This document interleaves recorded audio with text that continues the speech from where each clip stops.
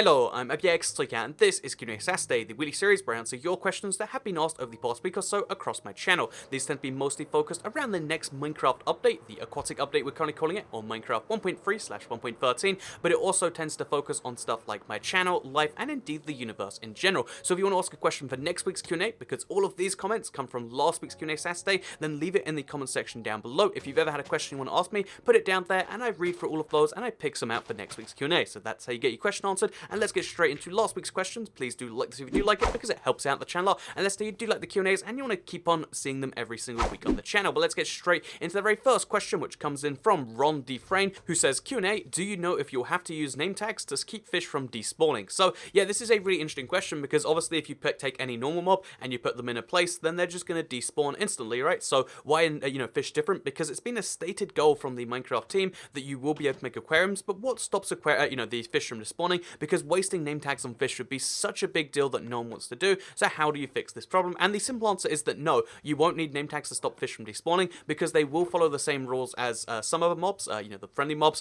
where basically if they're in a contained space, then they won't despawn. In the ocean, fish will eventually despawn, because you can't have fish 2,000 blocks away still being kept track of on your CPU. However, what will happen is if you have a fish in an enclosed area that's reasonably sized, then the fish will not be able to despawn if they're in there. So yeah, if you have a 1,000 by 1,000 fish tank, maybe your fish will despawn and you might have to name tag them. But if you have like a 20 by 20 fish tank, then you would be entirely fine. I guess it'd be 20 by 20 by 20 because it's a three-dimensional thing, which is actually kind of great. But yeah, you don't need to use name tags on your fish. Don't worry, Ron Defrain. But let's move into the second question, which comes in from Angel Fernando Vega, who says, how long does it take to read 1,000 comments? So last week's Q&A Saturday only had 650, not quite the 1,000, but it averages about 1,000 over the weeks. But yeah, so many people don't believe that I read all 1,000 comments. And in case you're curious, it doesn't actually take me that long. It takes me maybe like 15 minutes the night before, then an extra like 5 the morning of recording these sorts of things. And yeah, it doesn't take me too long in the grand scheme of things to do this, because again, it's just like prep time for Q&A Saturday. That's the reason why I don't generally read every single comment across the entire channel, because reading 1,000 comments is like where people are deliberately trying to talk to me.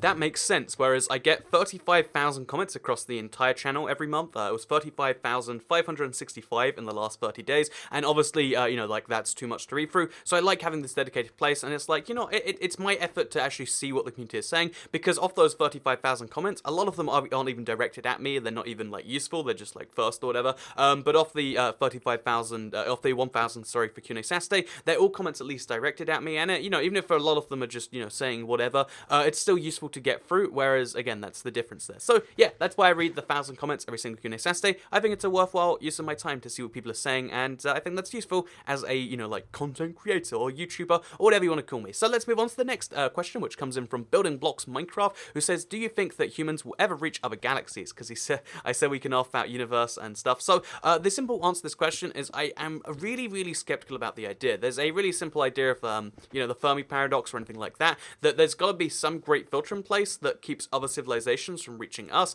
or somehow we're the first civilization that will expand past our planet. So which of those two scenarios is more likely? You can argue by yourself, but I would say there's likely something that every civilization reaches where they stop going to other galaxies. And I think even the happiest scenario, again, I know this is weird to call this the happiest one, but the happiest scenario is that at some point we just get VR working so well that we don't want to colonize a galaxy, because we can just plug into the system and feel we're basically we won't have to worry about our needs, because we'll have some crazy futuristic VR where we just again, we don't need to colonize stuff because we have enough resources already. That's the dream situation. The non-dream situations are a lot more scary, and that's why I don't think humans will ever reach other galaxies, because again, the motive to do so is going to slowly go down, especially as humans slowly spend less and less time in a week working. So yeah, that's my kind of take on will humans reach other galaxies? Probably not, because of either, or we'll be the very first civilization to do it, and I don't know which is a scarier idea. But yeah, let's move on to the next question, which comes in from somebody on the internet who says, Q&A, why haven't they discontinued Minecraft on the 360, the Wii U, the PS3, and the PS Vita yet?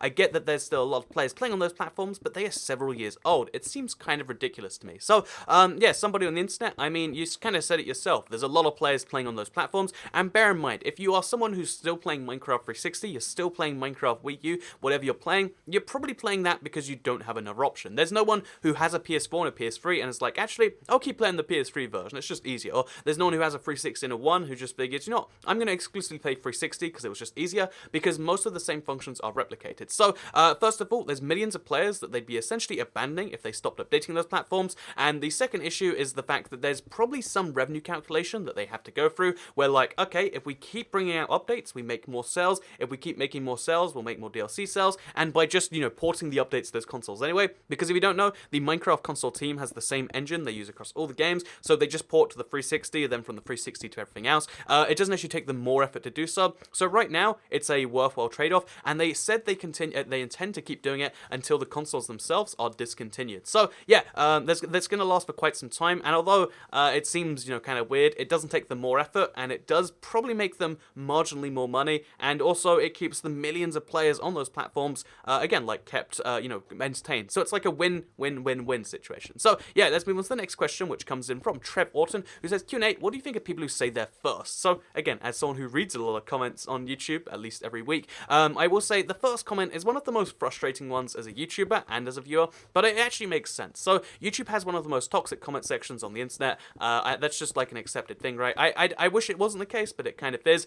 Something about the YouTube, the way the algorithm of comments works, it just encourages people to not leave thoughtful things, but instead either leave jokes, or to just leave, terrible, mean comments, or in some cases just low effort first comments. So why do first comments exist? Because most people who are going to leave a comment about the video, about something to do with it, have to watch the entire video first, and on my channel that means watching, 5 to 10 to maybe even more minutes, whereas the people who are going to, see the video first, because in that time, hundreds of people, maybe thousands of people, will see the video, and they're going to be like, wow, there's no comments here, and they'll leave a first one. And that's not actually what annoys me. The thing that annoys me about first comments is that you see, not one first comment, you see, like, dozens of first comments, because everyone clicks the video, they watch it for a few minutes, then they're like, wow, I see no comments, because it hasn't refreshed. So you see a dozen of first comments, and it's like, one, like 11 if you were wrong, and two, even if you were first, it wouldn't be impressive. But it's YouTube culture, like, you can't change the systemic things of it, and that's why I just kind of encourage, like, if you see a first comment, just ignore it. Like,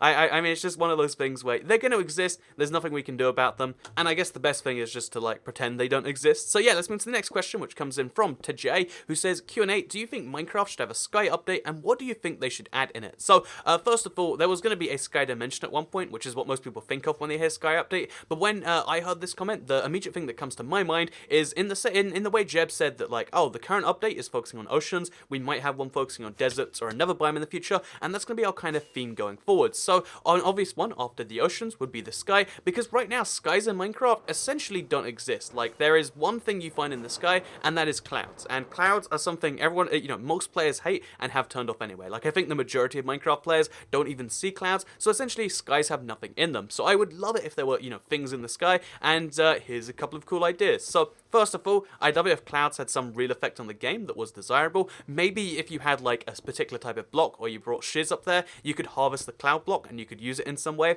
Again, I don't know how that would work, but that would make clouds actually, like, functional and useful and stuff.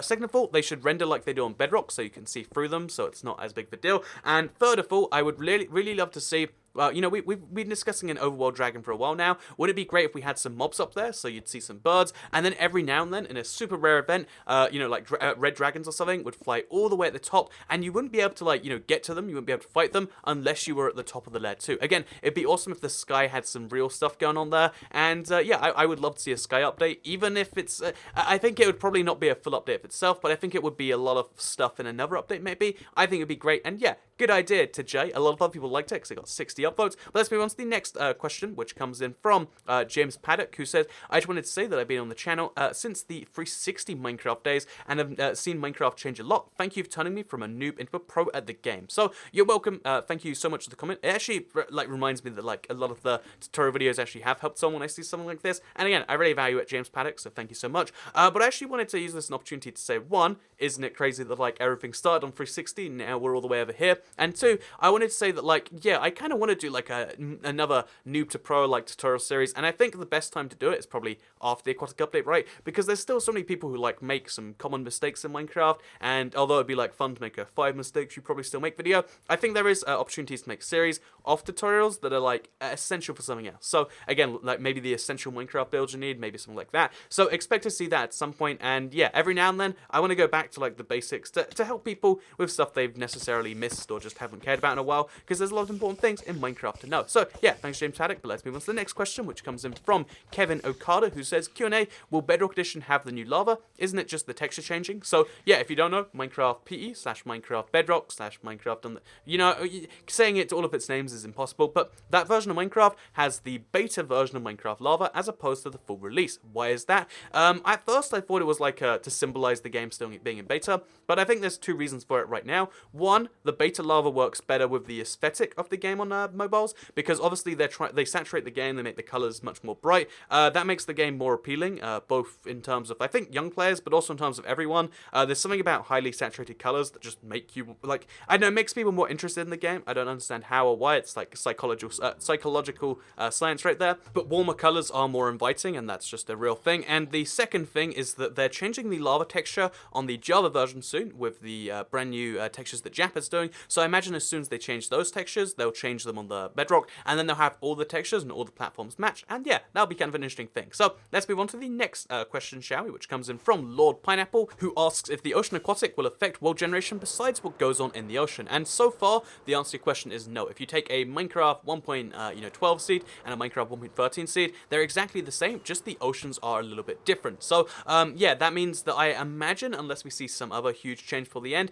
then we'll see the exact same thing be true in the final release. So yeah, 1.12 seeds will keep working at 1.13, which I guess makes sense. Until they change something on the land, they don't need to mess up seeds. But I still will be doing seed Sunday stuff, like brand new seeds after 1.13, because I feel like, finding your first coral reef, finding some, huge ocean sort of coral, that is, kelp I should say, that is something that people will want. So yeah, seed sun will be come back regardless whether or not it changes, and I wouldn't expect that it does, and hopefully it doesn't. So let's move on to the final question, which comes in from Blonde Devow, who says, out of all the countries you have visited, which one had the food that you liked the most? So to answer your question, because as a lot of people know, I do a fair amount of like traveling to different countries, but out of all the countries, the best food is like a tie maybe between Singapore and the United States. So America, there's a reason that they're known for obesity. It's because they're also known for really good food. Like, it's always just like so amazing, but like I said, it's also not necessarily great for your health in any sense of the word. So yeah, it's like a toss up between like great food everywhere, pretty cheap food in America, versus in Singapore, it's great food, really cheap food also, like $3-4 for a meal, and that's Singapore dollars, so like, $2 or $3 American dollars. So like, one of the best, I remember like the best chicken rice, which is one of the like easy like default like go to everyone can like this meals. The best chicken rice in the entire country is like $3 or $4 for a large bowl. It's like that cheap to get like the best food there possible. There's there's Michelin star rated stuff for that cheap. So I love Singapore on the price end of things, like everything there, at least that I was eating. Some people say it's like expensive, but maybe they're doing something different. But I love the price thing. I love the fact that because it's everything, the way restaurant or like hawker centers work is like everyone focuses on their one meal. So like when you get something, it's like something that's actually great, rather than when you go to a restaurant, you have no idea like what they care about and what they're just selling because they think people might buy it. It's this really weird. I like that kind of mix up. So yeah, I love Singapore on the price. Probably love Singapore on the healthiness scale. But when it comes to just like pure, do I want to eat this food? America is like the win. Like, oh, do you want to have like waffles, sausages, and maple syrup at 3 a.m.? You better believe there's like 4 places in your city that does that. Within like a 5-minute radius of you or something. If you want to have like sushi burritos, sushitos, if you will, there's gonna be stuff like that. The amount of fusion food, because I know it's something sort of like the history of Americans, immigrants past, but because there's so many different types of food, like America, there's like American dash the type of food, like American Japanese food, different Japanese food, American Mexican food, different like regular Mexican food, and generally speaking, every American dash something is better than the default. Like American pizza, probably better than whatever's going on in Italy. Like American Mexican food, that's the Mexican food we're all after. Like Taco Bell, go there, spend $5, get like very gross but very anyway, my point being is yeah, I feel like America wins on pure food, but Singapore comes a close second as like I could live there and eat the food and then not like immediately blow up. So yeah, that's the answer to your question, Blonde Devout. That's the answer to Q&A Saturday, and I hope you did all enjoy it. I think there was a slightly higher ratio of like personal or universe or life questions than there was normally, but if you want to change that, then in the comments down below, ask a question about whatever you want to ask about, whether that's about any of the things from today, whether that's about the update to Aquatic in general. There's a huge question you think I've missed, ask in the comments section down below, because like I said, I read through every single one of them. Even if you write something really stupid, I still have to read it, so I mean, there's something you can abuse, I guess. But no, if you have any questions you want to ask for next week, then leave them in the comments down below. I hope you all enjoyed this week's Q&A Saturday. It's the Q&A series I run every Saturday. Want to let you know that one more time. And yeah, I guess I'll see you on the next one. Oh, by the way, I'm mind there as this goes live. So yeah, in case you're curious, maybe you'll see something in that. This was a little pre-recorded, so just in case something huge happened. I'm sorry I missed it, but it's fine. It's really fine. So yeah, thank you very much for watching, and I'll see you next time. Bye.